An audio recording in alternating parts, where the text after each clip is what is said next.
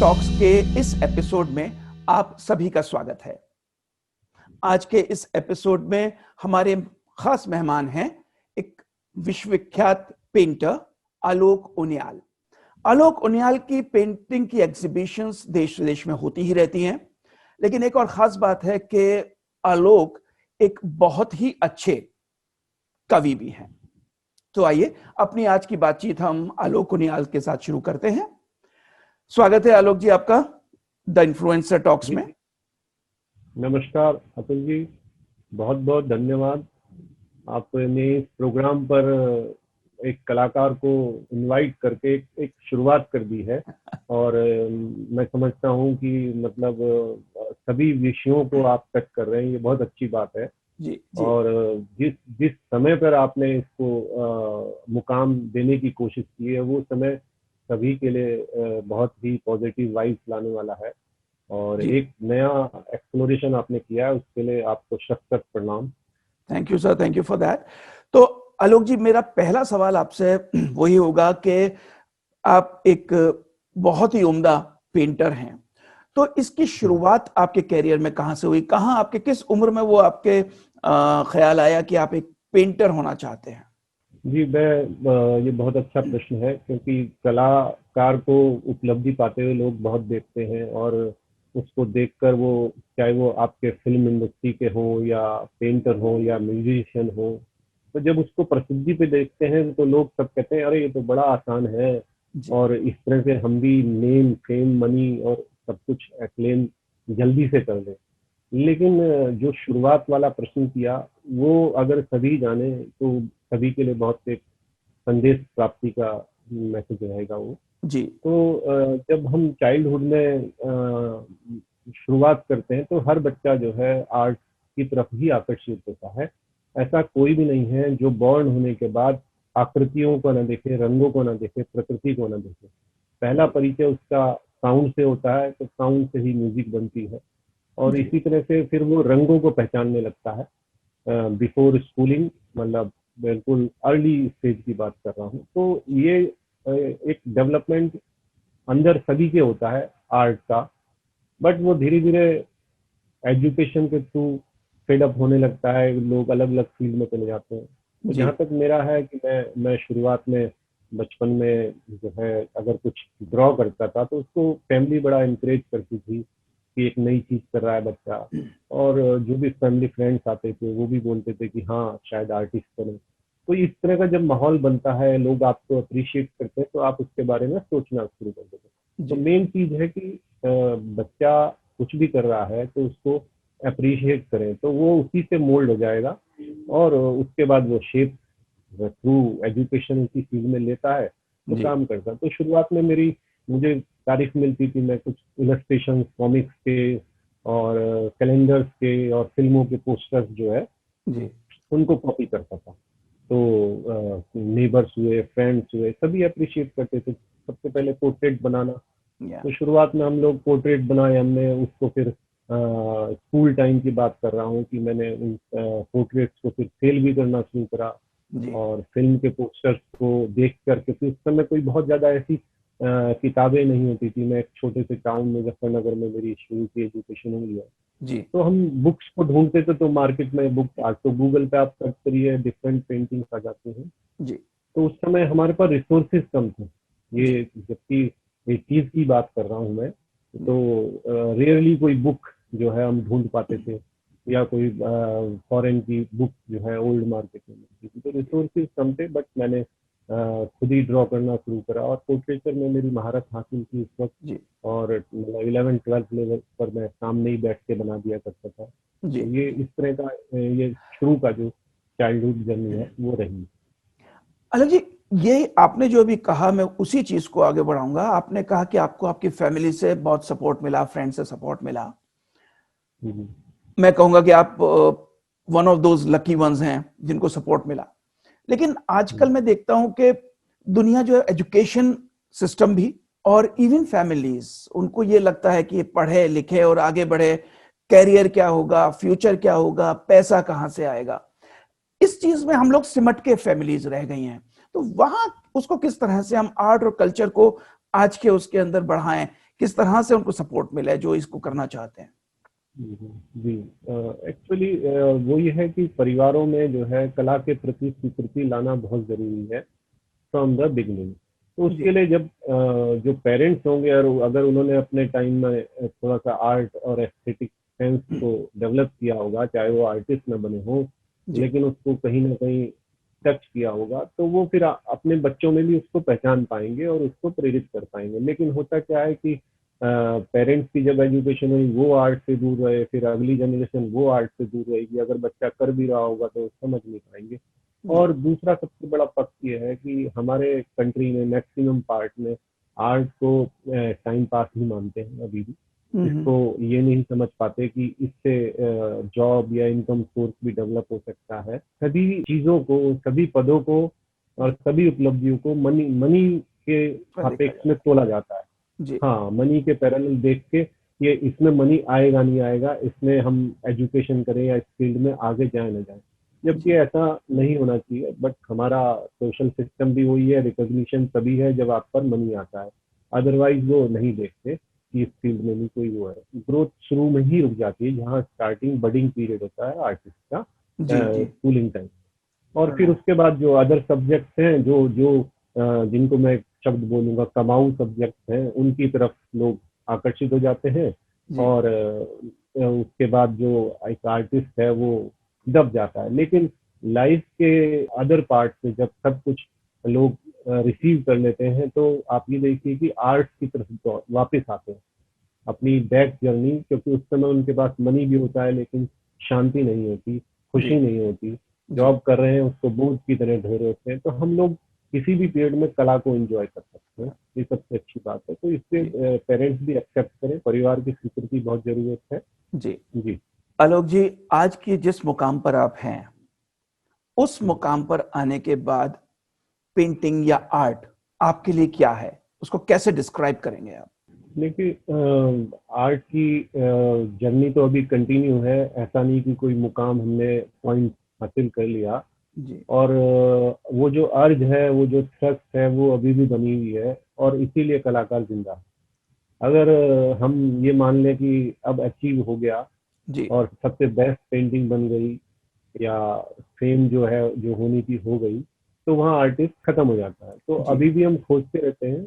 जी और इस जर्नी में मैं ये कहूँगा कि मतलब आर्ट जो है, अगर आर्ट की आप मेरे लिए डेफिनेशन है, तो art is the source of happiness for me first of all. Okay art जो है सबसे पहले स्वयं के लिए बनाई जाती है, जी स्वांत है सुखाए। तो ये हमारे पुराणों में भी बोला गया है कि सबसे पहले जो आप लाइन खींच रहे हैं वो स्वयं के लिए खींच रहे हैं।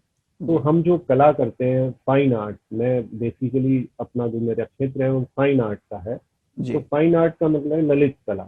तो जो आपको लालित्य से भरपूर कर दे और एस्थेटिकली आपको फुलफिल करे, वो आर्ट है। तो पेंटिंग जो है मेरे लिए 2 डायमेंशनल स्पेस है, जिसको मैं रंगों से, हाँ इमोशन से और इंट्रोस्पेक्शन से फिल करता हूँ और सबसे पहले उससे हैप्पीनेस रिसीव करता हूँ।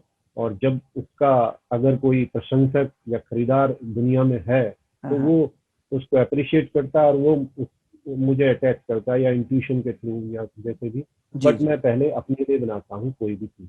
As an artist, as a painter, आप किस चीज को लेकर चलते हैं? आपका एम क्या है? आप क्या मैसेज कन्वे करना चाहते हैं? एक कलाकार के खासकर जो फाइन आर्ट की बात कर रहा हूँ, जी उसमें ये पक्ष बहुत जरूरी होता है, हम क्या मैसेज दे रहे हैं।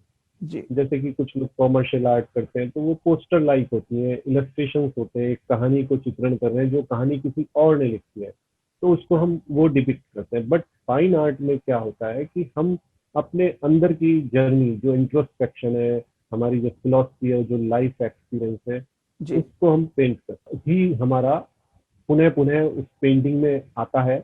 जी और उस जर्नी को कोई देखता है या सुनता है या उस फिलोसफी को देखकर प्रेरित होता है, तो वो उसको अच्छा लगता है। तो हम अपनी पेंटिंग के थ्रू जो है, जो मेरे सब्जेक्ट होते हैं वो यात्राओं के होते हैं। जी मैं ट्रैवल ओके करता हूँ, समटाइम फोटोग्राफी करता हूँ। तो वो जो ऑब्जेक्ट्स आते हैं, वो जो प्रकृति का सौंदर्य है या प्रेम है, कुछ युवाओं का प्रेम कुछ सीरीज में मैंने दिखाया, जी और जो ट्रैवल एक्सपीरियंस थे, जैसे कोलकाता पे सीरीज करी तो कोलकाता विजिट किया, वहाँ रहा जी 15 डेज और 2-3 बार गया, देन उसको पेंट किया, तो मैं उस पर बहुत अच्छा पेंट कर पाया क्योंकि उसको फील किया। उसके बाद गोवा गोवा को पेंट किया, तो गोवा जाके रहा और वहाँ जी ड्राइंग्स करी, फिर उसको होल द ईयर यहाँ अपने स्टूडियो में आके पेंट करता रहा 2008 में, जी और जी 2007 में कोलकाता सीरीज की। इस तरह से मैंने ट्रेवल करके उत्तरांचल पे एक सीरीज बनाई। उत्तरांचल तो ओके मेरा नेटिव प्लेस ही है, जी और वहाँ जी हिल्स, और जो वो उसको फिलोसफिकल लाते हैं, तो हम उसको इलस्ट्रेटिव नहीं बनाते हैं, ओके उसको एक जो 2 डायमेंशनल स्पेस है उसी में पूरी हमारी इंट्रोस्पेक्शन फिलोसफी सारा होता है, जी नरेशन नहीं होती। तो हम अपने पेंटिंग्स के थ्रू लव, इमोशंस, जी ट्रैवलिंग, जी ये सारे एलिमेंट्स और फिलोसफी उसको शो करते हैं, और राइट दर्शक उसको जब देखता है तो वो अप्रिशिएट भी करता है और चिंतन करता है, तो उससे उसे खुशी वो प्राप्त होती है। हम अपनी जो खुशी है उसमें ट्रांसफर करते हैं अपनी पेंटिंग्स के थ्रू। जो आपने अभी कहा है कि एक नरेशन होता है, आप पहले एक नरेटिव डिसाइड किया कि आप कोलकाता पे काम करेंगे या गोवा पे आपने काम किया, उत्तरांचल पे किया। कभी कुछ ऐसा भी होता है जहां आप ने कहा कि नहीं, मैं बिल्कुल एब्स्ट्रैक्ट में कुछ नहीं है, मैं कुछ पेंटिंग शुरू करता हूं, और पेंटिंग बनने के बाद आपको लगे ये कुछ बन गया, ये हमने डिपिक्ट किया है इसमें, वो कौन सी फीलिंग जी है? जी जी बिल्कुल। देखिए, फाइन आर्ट में डिफरेंट डिफरेंट आर्टिस्ट का प्रोसेस अलग अलग है। तो जो जी अमूर्त रूप से जब हम शुरू करते हैं तो एक अमूर्तन एब्स्ट्रैक्ट माइंड होता है, जी और खासकर जो बिल्कुल फुल्ली एब्स्ट्रैक्ट पेंटिंग बनाते हैं तो उनका तो उनके चित्रों में कोई आकृतियां होती नहीं, वो एब्स्ट्रैक्ट माइंड से शुरू करते हैं और उसी पर वो उसी को कैनवस पे उकेरते हैं। जी जी लेकिन मेरा जहाँ तक है, मैं तो फिगरेटिव आर्टिस्ट हूँ। फिगरेटिव मतलब आकृति मूलक, जिसमें कि आपको आकार दिखेंगे, जी आकृतियां दिखेंगी। तो राइट वो है मेरे आकार ह्यूमन फिगर। जी तो ह्यूमन फिगर को ड्रॉ करने से पहले मुझे वो ड्राइंग स्केचेस करने पड़ेंगे। हालांकि शुरुआत एक बिल्कुल अमूर्त मन से, जो एस्पेक्ट आपने कहा कि हम एक जी लॉस्ट पॉइंट से करते हैं, लॉस्ट पॉइंट जैसे कहूँगा, राइट उस समय कोई थीम नहीं होती, बट कोई चीज हमें स्ट्राइक कर जाती है। तो फिर मैं फिगरेटिव पेंटर होते हुए तो उसको आकारों में ढूंढता हूँ। तो जी मुझे वो मान लिया ट्रैवलिंग है या फोटोग्राफी कर रहा हूँ, तो जो ऑब्जेक्ट है, जैसे मैंने गोवा में वायलिन को लिया, तो वायलिन फिर उसकी ड्राइंग करना, ह्यूमन फिगर्स के साथ उसको इन्वॉल्व करना, म्यूजिक को शो करना, तो उसके लिए आकार गढ़ने पड़ते हैं। जैसे गोवा सीरीज में नावें बनाई मैंने, तो नाव, तो उससे वो गोवा को डिपिक्ट किया। तो मुझे आकृति ढूंढनी पड़ेगी, जी और जी मैं उन आकृति के थ्रू उस नरेशन या सब्जेक्ट को, जो प्लॉट है, प्लान है, जी उसको जी दिखाता हूँ। आलोक जी, कहते हैं ना, आर्टिस्ट एक अलग दुनिया में रहता है, उसकी एक अपनी दुनिया होती है, अपने चारों तरफ बना के वो उसी में जीता है। लेकिन एक चीज और भी है कि दुनिया प्रैक्टिकलिटी से चलती है, और आजकल कमर्शलाइजेशन हर चीज का हो रहा है। तो कमर्शलाइजेशन अगर आर्ट में आता है, तो आप क्या समझते हैं कि क्रिएटिविटी उससे इफेक्ट होती है? देखिए, कमर्शियलाइजेशन वहाँ तक ठीक है जहाँ तक आर्टिस्ट को सपोर्ट करने वाली बात है। जी और बिना कॉमर्स के तो हम लोग कैनवस तक पहुंच नहीं सकते, क्योंकि जी जो आर्ट मटेरियल है, जो और स्टूडियो जो भी हमारे टूल्स हैं, उनके खर्चे, इम्पोर्टेड कलर यूज करते हैं हम, जो जिससे पेंटिंग की एक लॉन्ग लाइफ बने, तो उसके लिए हमें कॉमर्शियल तो एस्पेक्ट देखना पड़ता है। लेकिन जब हम शुरू करते हैं तो वो कॉमर्शियल एस्पेक्ट हमारे माइंड में नहीं होता, बट अपने लिए होता है। जी लेकिन लॉन्ग टर्म में जब आर्टिस्ट का नाम एक प्रोफाइल बन जाता है, फेम गेन हो जाती है, तो वो उसके कुछ कॉमर्शियल प्रमोटर, सपोर्टर्स होने जरूरी है। जी पुराने काल में आप देखें तो जो राजा था या नवाब था, वो आर्टिस्टों को प्रश्रय देता था, पेट्रन बोलते थे। बिल्कुल तो वो बिल्कुल इसीलिए था कि भाई इस फील्ड को, इन क्रिएटिव लोगों को, चाहे वो साहित्य है, संगीत, म्यूजिक, जी नृत्य जी या लेखन में है, इन प्रतिभाओं को सपोर्ट सिस्टम तो बहुत जरूरी है। जी और आज भी ये बहुत ही जरूरी है आज के दौर में। नहीं जी तो लोग कॉमर्शियल एस्पेक्ट सारे अदर फील्ड्स में, तो उनकी तरफ डाइवर्ट हो जाते हैं। तो राइट आर्टिस्ट को चाहे वो सरकारें हों, चाहे प्राइवेट संस्थाएं हों, जी कॉमर्शियली सपोर्ट करें, बट जी कॉमर्शियल इतना ना हो कि वो आर्ट के सब्जेक्ट और उसकी जो स्टाइल है उसको इम्पैक्ट करे।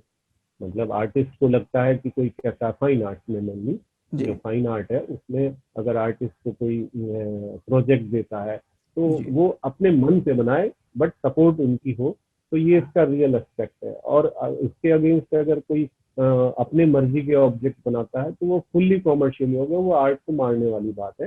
राइट तो राइट हम लोग अपने लिए बनाते हैं लेकिन उसको सपोर्ट मिलती है किसी बायर की, कलेक्टर्स की, जी। तो वो उसको लॉन्ग टर्म में करता है और देश का नाम करता है इससे।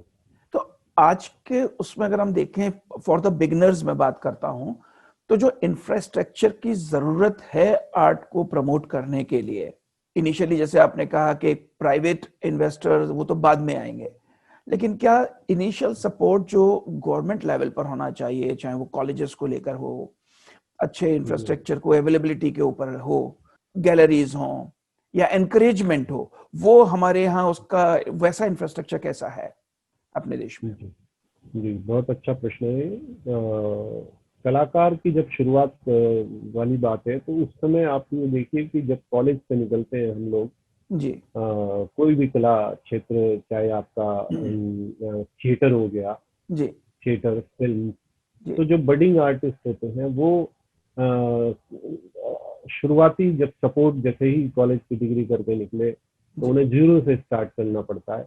बिल्कुल। और कुछ कुछ लोग तो जॉब में चले जाते हैं हम्म, क्योंकि पहले ऑफर जॉब के आते हैं, वहाँ आर्टिस्ट खत्म हो जाता है। लेकिन जो लोग फ्रीलांस करने का स्टेप करते हैं, हम्म, एक्टिंग कर रहे हैं या ड्रामा कर रहे हैं, तो जी उनको बड़ी स्ट्रगल करनी पड़ती है। तो मेरा कहना है कि वहीं से आर्टिस्ट को गवर्नमेंट और प्राइवेट संस्थाएं जी पिक करना, वहीं से ओके अगर इस क्षेत्र को सम्मान देना है तो वहां से वो अगर पिक कर लेते हैं सभी आर्टिस्ट को, मैं किसी को छोड़ने की बात नहीं करता, जी उनको जी सभी को पिक करें और उनसे उनको एक मॉनेटरी बेनिफिट सपोर्ट देते हुए, जैसे लाइक जी स्कॉलरशिप होती है, जी और उनसे पेंट करवाएं या जो भी वो आर्ट करते हैं, परफॉर्मिंग करते हैं, और जी उसको सारी मान लिया पेंटिंग है तो वो बनी, अगर उस स्टूडेंट ने बनाई तो जी सरकारी संस्थाओं में लग जाती है एक मिनिमम मिनिमम सपोर्ट पे, करेक्ट जिसके लिए किसी बड़े प्रोजेक्ट में सरकार को बहुत पैसे खर्च करने पड़ते हैं।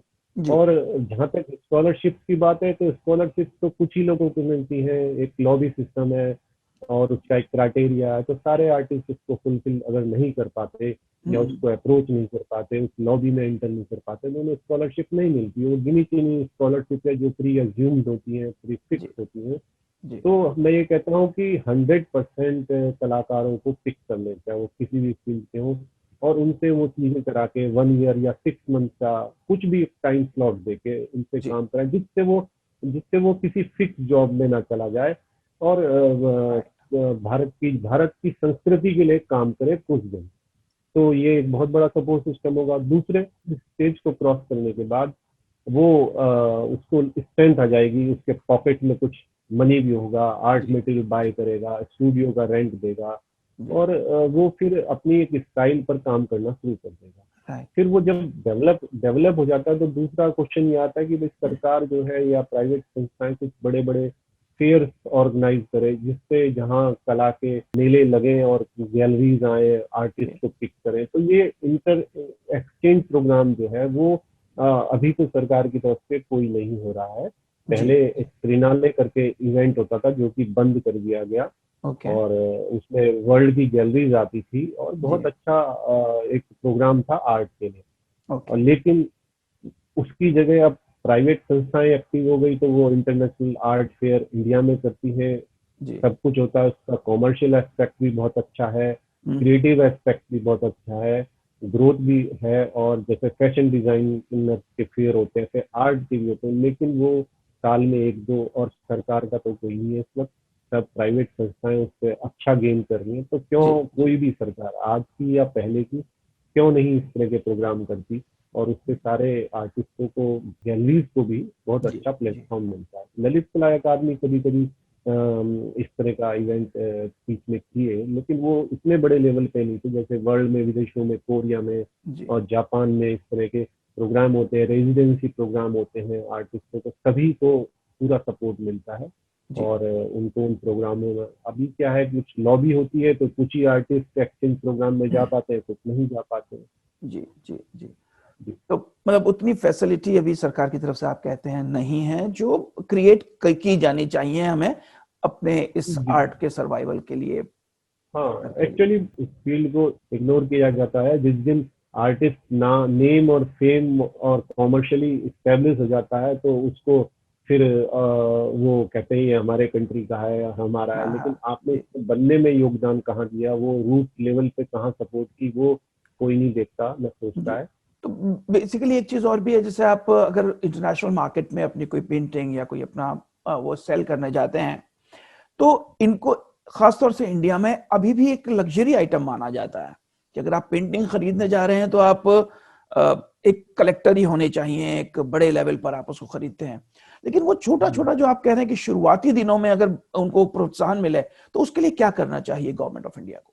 हाँ, उसके लिए जैसे मैंने कहा कि वो स्कूल लेवल और कॉलेज लेवल क्रॉस करते ही उसको वहीं से एक सपोर्ट मिल जाए, लाइक एक फंडिंग या स्कॉलरशिप 100% जी। को, और जिससे वो जो कुछ क्रिएट करें वो गवर्नमेंट का या कुछ संस्थाओं का एसेट बन जाए, उनकी वॉल्स को डेकोरेट हो जाएंगी, एक कलेक्शन हो जाएगा। कल को आर्टिस्ट फेमस होता है तो 10 साल बाद तो उन चीजों की वैल्यू बनेगी, वो बेकार नहीं जाएंगी अगर उसको केयर कर सके। म्यूजियम्स का सपोर्ट कर सकते हैं, वर्कशॉप अरेंज कर सकते हैं इस तरह की रेगुलर। पेंटिंग और art for social justice, I think lot can be done on that, जिसपे मेरा हिसाब से शायद काम अभी बहुत ज्यादा नहीं हो रहा है, चाहे हम उसको वुमेन एम्पावरमेंट की बात करें, चाइल्ड लेबर की बात करें। तो इस सोशल जस्टिस के लिए आर्ट को किस तरह से और इन्वॉल्व कर सकते हैं? हाँ, इसके लिए देखिए, जो फाइन आर्टिस्ट होते हैं वो इस तरह से जब अपनी पेंटिंग करते हैं उसमें कहीं ना कहीं सोशल सामाजिक जो मुद्दे होते हैं वो कहीं ना कहीं होते हैं जी। लेकिन वो एस्थेटिकली इन्वॉल्व करते हैं उसको, जिससे एक बायर अगर कोई कलेक्टर है उस पेंटिंग को ले वॉल पे लगाए तो नेगेटिव फीलिंग ना आए। तो जैसे मान लिया वीमेन हरेसमेंट है या और एक्सप्लॉइटेशन है तो वो फिर पोस्टर की कैटेगरी में न चले जाए। इस तरह से हम लोग काम करते हैं। तो सभी कलाकार सामाजिक मुद्दों को कहीं ना कहीं उठाते हैं, लेकिन वो इस तरह से करते हैं कि एस्थेटिकली भी अच्छा लगे और बात कह भी जाए। तो जैसे पर्यावरण पे कोई कलाकार बना रहा है तो वो पेड़ बनाएगा, बट वो ऐसे बनाएगा कि वो मैसेज भी जाए और कलरफुल और एक 2 डायमेंशनल स्पेस अच्छा भी लगे। नहीं तो फिर वो एक पोस्टर की कैटेगरी, इलस्ट्रेशन की कैटेगरी में जाएगा। तो हम लोग निरंतर जो इस तरह की चीजें करते हैं वो मैसेज देती हैं और सोशल मुद्दों पर काम करती हैं। आज तक आपको अपने कैरियर में बेस्ट कॉम्प्लीमेंट किससे मिला है और क्या मिला है? मेरा यादगार जो शो रहा है, सबसे पहले तो 2007 में मैं पहले गवर्नमेंट सर्विस में था, वहां से ड्रॉप करके मैं शो करने कोलकाता गया 2007 में। तो 2007 में मतलब आप ये देखिए कि बिल्कुल जॉब छोड़ी हुई है और फ्यूचर का कुछ नहीं पता क्या रिकॉग्निशन मिलने वाली है। तो मैंने Birla museum Kolkata, Birla art and culture centre Kolkata में शो किया, ग्रुप शो था। वहाँ जो है मेरी पेंटिंग जो है श्री डी के बिरला और मैडम सरला बिरला जी जो है उन्होंने देखी और देखते ही बड़ा अप्रिशिएशन भी आकर्षित हुए उसकी तरफ और अपने म्यूजियम में कलेक्ट किया उस टाइम पर। तो मुझे बहुत बड़ी सपोर्ट मिली क्योंकि मैं एकदम उसी वक्त फ्रेश 2007 में जॉब को छोड़ के और एक पैर जमाने के लिए निकला था। तो एक तो वो पल है, आज भी वो उनके म्यूजियम में लगी हुई है, काफी बिग पेंटिंग थी। और उसके बाद दूसरा यादगार पल जो मैं आपको शेयर करूंगा 2009 में, उसके बाद 2009 में मैं ताज होटल में शो किया। और वो उत्तरांचल पे सीरीज थी और वहां पर श्री सचिन तेंदुलकर जी जो है और पूरी इंडियन क्रिकेट टीम ने पेंटिंग देखी और वो डायरेक्ट मतलब होटल के गेस्ट थे, बट मेरा शो लगा था तो उन्होंने विजिट किया और फिर बातचीत की और उसको पेंटिंग्स में इंटरेस्ट दिखाया और काफी अप्रिशिएशन दी। तो वो आज भी मुझे पावर देता है कि ऐसे दो लोगों का मैग्नेटिक टच मुझ पर रहा और मैं इसीलिए आज भी यात्रा कर रहा हूँ। तो कहीं ना कहीं वो मेरे कामों को देख रहे होंगे और अप्रिशिएट कर रहे होंगे। आलोक जी, पेंटिंग के अलावा आप में एक और बहुत बड़ा हुनर है, आप अच्छे कवि हैं। वो शौक कब से शुरू हुआ, कब से आपने लिखना शुरू किया? देखिए, कलाकार जब चित्रण करता है तो कुछ शब्द भी आते हैं उसको, जैसे आपने कहा ना, कुछ जी सामाजिक समस्याएं या वो, तो एक कवि जो है उन शब्दों को लिख लेता है और हम उसको शब्दों को चित्रों में ढाल देते हैं। जी तो जी मैं शुरू से ही स्कूल लेवल कॉलेज लेवल से ही कुछ शब्द आते थे, लिख लिया करता था, 2 लाइन लिखी, तीसरी नहीं कर पाया पूरी, जी छोड़ जी दिया, फिर पेंटिंग की तरफ आ गया। जी तो एनी हाउ मैं उनको कलेक्ट करता रहता था, रखता रहता था, जी कभी किसी को दिखाया नहीं। तो उसके बाद एक बार मैं जो सीरीज बना रहा था, मैंने 2010 में बनाई थी, दिल्ली के कंस्ट्रक्शन पर, anatomy of A city. Okay तो उसमें शहर की कुछ समस्याएं, कंस्ट्रक्शन और डेवलपमेंट, और उससे लोगों को परेशानी, तो उस पर कुछ शब्द लिखे और सीरीज शुरू कर दी। तो वो भी अनगढ़ सबसे, कोई कंप्लीट फॉर्म नहीं थी तब तक, जी पेंटिंग का आइडिया आ गया, लेकिन हाँ वो शब्द बेस में थे। तो इस तरह के शब्द मेरे माइंड में गूंजते रहते थे। फिर मैं एक बार हैदराबाद वर्कशॉप में गया, तो वहाँ आर्ट कैंप था, हाँ Reddy foundation, very famous social worker. जी जी तो वहाँ जो है कैंप में 2017-18 में गया मैं, तो वहाँ किसी ने मेरी स्केच बुक और डायरी में उसमें कुछ ड्राइंग्स और उसके साथ कुछ पोएम, जो कि पूरी नहीं थी, 2 लाइन 3 लाइन। उन्होंने कहा सर आप तो छिपा के रखते हो ये, तो आप, उन्होंने नाम दिया मुझे closet painter, closet poet. Okay हाँ हाँ। जी तो मुझे ये वर्ड बड़ा समझ में आया, तो मैं एक क्यूरेटर थी, उन्होंने कहा सर आप लिखो, आप तो उनको रिसाइट करो।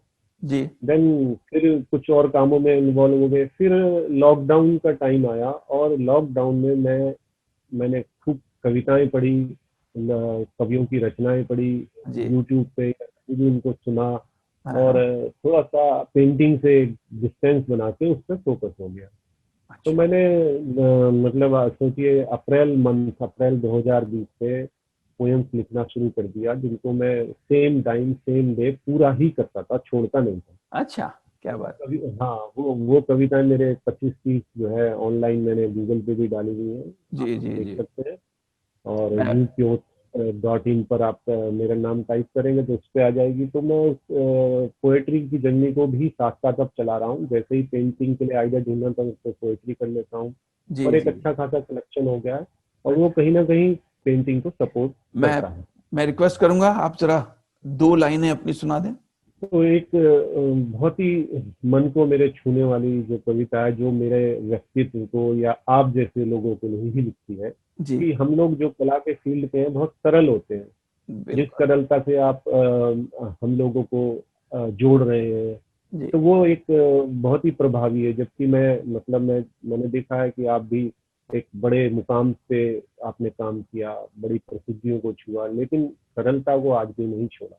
तो हम कला के फील्ड के लोग ऐसे हैं। बिल्कुल तो ये उसी पे लिखी है, कहने को आम हूँ, कहने को आम हूँ। तो यहाँ जो आम वर्ड है, एक्चुअली ये जब लिखी, मैं बताना चाहूंगा, आम जी में घर में मैं टेस्ट कर रहा था आम को, अच्छा उसके फ्लेवर को, ये आम और आम दोनों को जोड़ दिया, जी जी जी कॉमन और फ्रूट भी। फ्रूट तो मुझे लगा कि वाह, ये तो मतलब कितना साधारण फल है और ये रस ही देता है। तो वहां से उसकी कविता की और इंस्टेंट ये पूरी हुई है।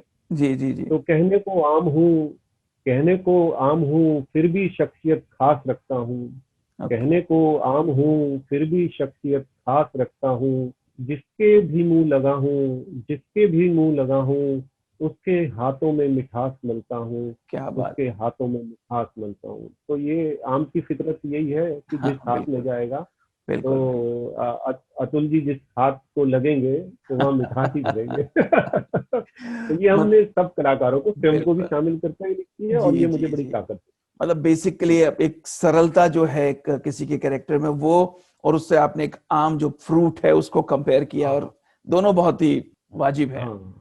जी हम्म, आलोक जी एक चीज मैं चाहूंगा कि आप जो नए बच्चे आर्ट की फील्ड में आना चाहते हैं जी उनको थोड़ा सा गाइड करें कि क्या उनको होना चाहिए क्या उनको करना चाहिए and what they are looking ahead in life मतलब हर आदमी आज के जमाने में जैसे हम बात कर रहे थे शुरू में कि तो पैसे के लिए आ रहा है ये हम मानते हैं कि सक्सेस के पीछे पैसे के पीछे दुनिया भाग रही है और मेहनत शायद हर फील्ड में है, ऐसा नहीं है कि आर्ट में ही है, अगर आप कहीं भी जाना चाहते हैं, लेकिन वो इंस्टेंट सक्सेस वाली जो पीढ़ी है आज की, उनके लिए कुछ कहिए जो आर्ट में आना चाहते हैं। जी बिल्कुल, ये बहुत अच्छा प्रश्न है, क्योंकि हमने इसमें से देखा है लोगों को कि वो हमारी पेंटिंग्स को, हमारी फेम और एग्जीबिशन को देख के वो सबसे पहला क्वेश्चन ये करते हैं कि ये हम बनाएंगे तो बिकेगी। तो पहला राइट। प्रश्न लोगों के दिमाग में यही है, चाहे जी वो जी आर्ट जी। फील्ड में आने वाले बच्चे हो या कोई एमेच्योर आर्टिस्ट हो। तो उनका प्रश्न यही है, क्या ये बिकती है और कैसे बिकती है।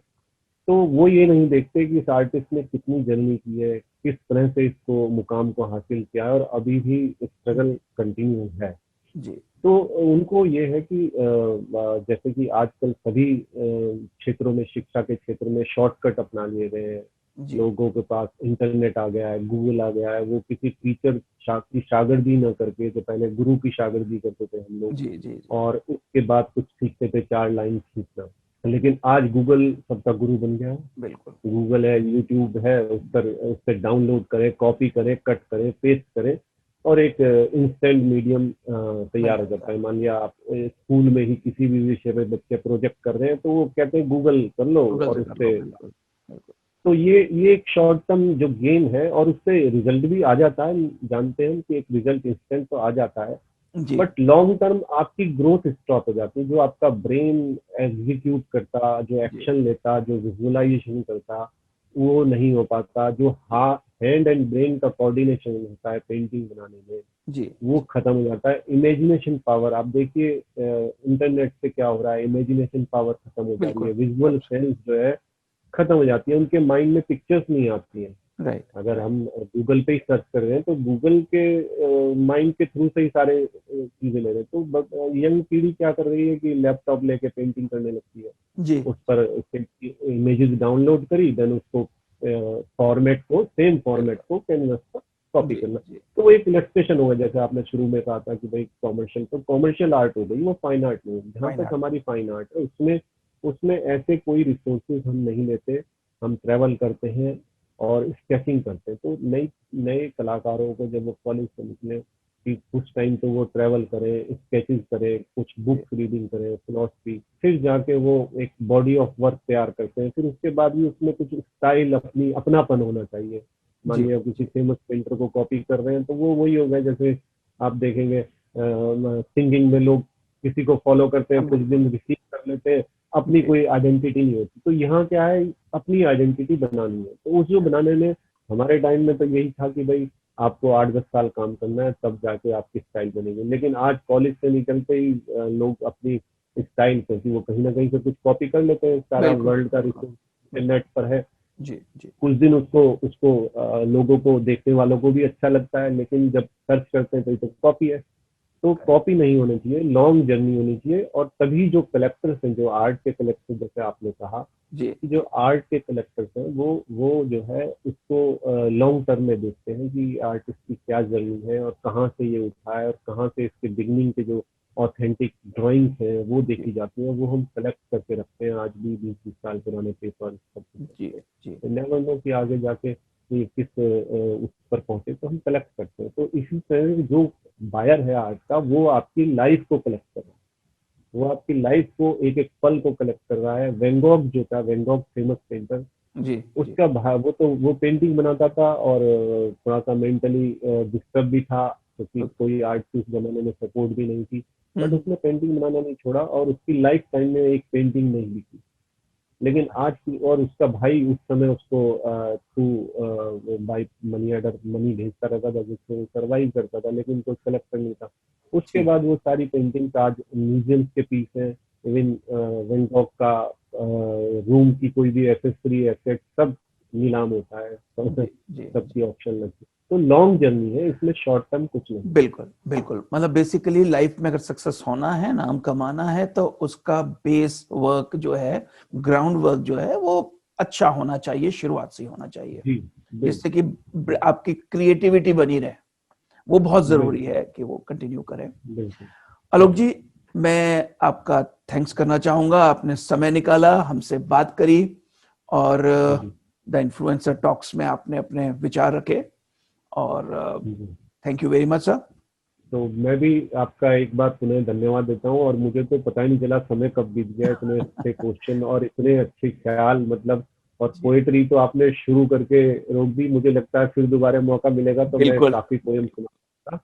और बिल्कुल जरूर। आपके प्रश्नों के बाद मेरे दिमाग में बहुत कुछ घूम रहा था, जी तो जी लगता है कि एक बार और मुलाकात होगी और बड़े जरूर। प्लेटफॉर्म पर। बिल्कुल बिल्कुल। आपके आपके इस यात्रा को मैं एक बहुत अच्छे मुकाम पर अभी से देख रहा हूँ, और सभी लोग जुड़ते चल रहे हैं, और जी सभी आशान्वित रहे आपकी अच्छे विचारों से, सभी प्रेरित हैं। धन्यवाद। Thank you sir. Thank you. Thank you.